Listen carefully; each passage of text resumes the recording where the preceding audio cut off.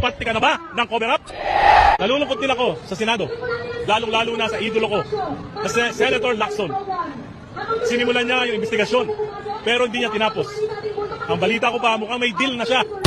Kaya ayaw niya ipatawag yung mga bersamin. Ayaw niya ipatawag yung mga sundalo, yung mga Marines. Nakausap ko mismo yung pinsan ni Adrian Bersamin, si Mayor Nene, na dating Chief of Staff ni Lucas Bersamin. At sinabi niya, involved si Presidente. Sa katunayan, si Adrian Bersamin daw may hawak pa 1.2 billion na nasa kanya. Sobra dun sa mga nakuha kay Bernardo at sa iba't iba pang mga ahensya ng gobyerno. Bakit hindi ipatawag ni Senator Lacson, yung mayor ng Taal, Batangas, dating Chief of Staff ni Lucas Bersamin? Oh. Di ba? So ito, si Erice. Oh. Dilawan ito. Hardcore na dilawan ito. Oh, pero responsibilidad niya na hindi isipin kung sino yung papalit kay Bongbong Marcos if ever na na makasuhan nito si Bongbong dahil sa ginagawa niyang kademonyohan sa Pilipinas. Hindi niya niisip na si Inday Sara yung pwedeng pumalit kasi ang successor, ang vice president si Inday Sara. Wala siyang pake. Ang important, hindi naman nagnakaw si Inday eh. Hindi naman nagnakaw si Inday. Ang nagnakaw di umano ay si Bongbong Marcos sa bayang Pilipinas. O so kung halimbawa dahil sa pagnanakaw niya matanggal siya at si Inday Sara ang pumalit, dahil yun ang dinidikta ng konstitusyon. Yun ang trabaho ng isang vice-presidente. Ngayon, kung ayaw nyo kay Inday Sara, magkakaroon ng eleksyon sa 2028. Di ba? Magkakaroon ng eleksyon sa 2028. O di kung halimbawa, natanggal si Bongbong, siya naging presidente, makita nyo na puro kabalbalan lang din ang ginawa ni Inday. O sa 2028, pag tumakbo siyang presidente, di wag nyo nang iboto. Ganun lang naman yun eh. Kasi yun ang dinidikta ng batas eh. O ngayon, ayaw nyo kay Inday Sara. Tapos, papabayaan nyo si Bongbong nakaupo dyan. Tapos, ilang taon pa siyang nakaupo dyan, nanakawan kayo ng nanakawan.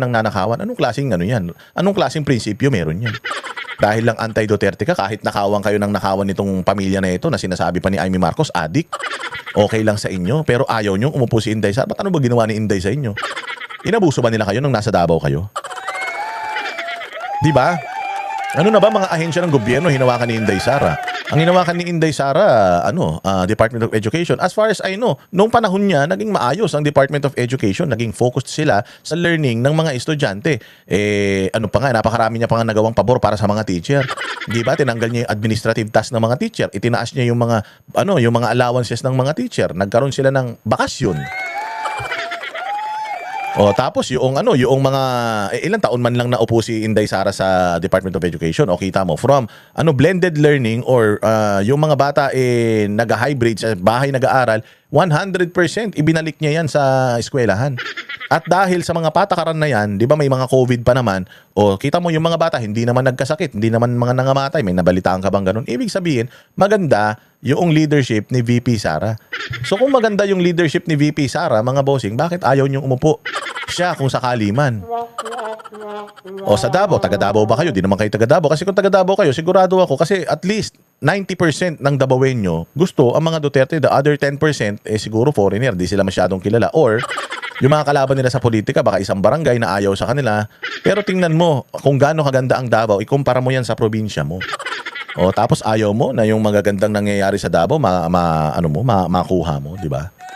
Loko-loko pala kayo eh. So dito makikita mo sinasabi dito ni Erice na ito daw si Ping Lacson meron na daw deal with the Bersamins na hindi ipapatawag ang mga ito because never niya talagang pinatawag si Bersamin. Mantang mo si Bersamin wala na siya sa gobyerno pero never niyang pinatawag. Hindi na nga nasundan yung Senate Blue Ribbon Committee hearings niya.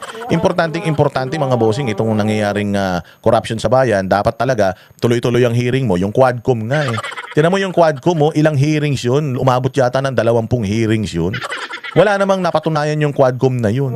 Doon naman sa Quadcom na yun, kumuha lang naman sila ng mga statement na ibibigay nila sa ICC para makulong si Pangulong Duterte ron. Pero tingnan mo, ano ba ang nung Quadcom na yun? Ano ba yung na-accomplish ng Quadcom na yun? Tapos balitang-balita na kada Quadcom daw, bawat isang congressman, balitang-balita, may 10 milyon na natatanggap. Sabi ng mga ng mga bali-balita, hindi ako nagsabi ng 10 million daw. Tapos kapag nagtanong ka, nag-contempt ka, iba pa yung bayad nun.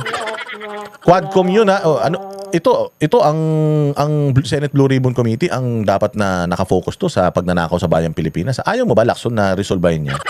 Sakay ka kasi sakay sa helicopter ni Saldico eh. Yan ang problema sa iyo. Halatang halata ka na talagang may iniiwasan mantakin mo Yusek Bernardo at saka yung Alcantara. Tingnan mo, meron pa daw silang 1.6 billion galing sa kanila binigay pa dito sa Bersamin, yung Adrian Bersamin. Na hanggang ngayon hindi pa yata niya na iaabot. Oo, kasi parang lumalabas according sa mga ito ang bagman niya, ito ang taga-kolekta eh. Tarantado talaga itong mga ito eh. O, hindi ba ang lalaking pera niya ni Man? 1.6 billion, 805 billion, ang laking pera niyan. Hindi nyo ba planong alamin kung saan napunta yan? Hindi nyo ba planong alamin kung totoo ba yan o hindi? Kasi kung hindi totoo yan, di putang ina, bitayin natin lahat ng mga Marines na ito. Kung hindi totoo yung mga pinagsasabi nila. Pero kung totoo yung mga pinagsasabi nila, edi bitayin natin lahat ng mga nakinabang sa pera ng taong bayan. Ang kakapal naman na kasi ng mukha ninyo. Mantakin mo, sinisweldohan na kayo mula sa buwis.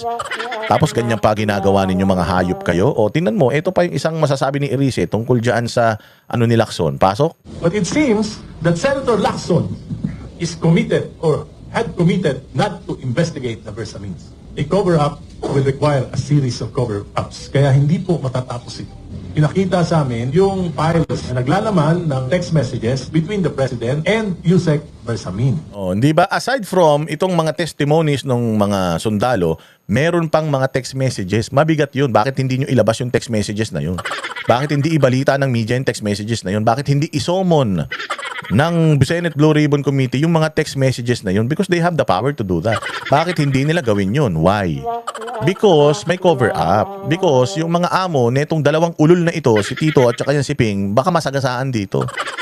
Oh, hindi ba? Putsang ina, kayo gustong-gusto niyo yung ganyan? O ikaw, dilawang ka, ikaw loyalista ka, gusto mo yung ganyan? Buti sana kung nakinabang ka sa ninakaw nila. Hindi. Tanggol ka ng tanggol sa mga Marcos, hindi ka naman nakikinabang sa mga ninanakaw nila di umano. Oh, masaya ka sa ganyan, bumubula ang bibig mo. Sinisisi nyo lahat sa mga Duterte tapos na nakikinabang lang sa pera ng taong bayan si Claire Castro. Balita ko ha. Balita ko, hindi to malamang hindi totoo to ha, pero narinig ko lang. Di umano ha. Ito daw si Claire Castro kada press con 2 milyon. Hindi ko alam kung totoo yan ha. Pwede niyang i-deny. Pero imagine ilang beses siya nagpapapress con sa isang linggo. Kung 5 beses siya nagpe-press con sa isang linggo, 10 milyon isang linggo. May sweldo na tapos may ganun pa. Totoo ba yan? Palang hindi naman. Palagay ko hindi. O, narinig ko lang yan. From a very reliable source. 2M. Tapos ang gagawin mo lang dun, maninira ka lang. Ang gagawin mo lang dun, babaluhurain mo lang si Inday Sara at saka yung mga Duterte. Binabayaran ka galing sa puwis ng taong bayan. Putang ina ninyo, hindi kayo marunong mahiya.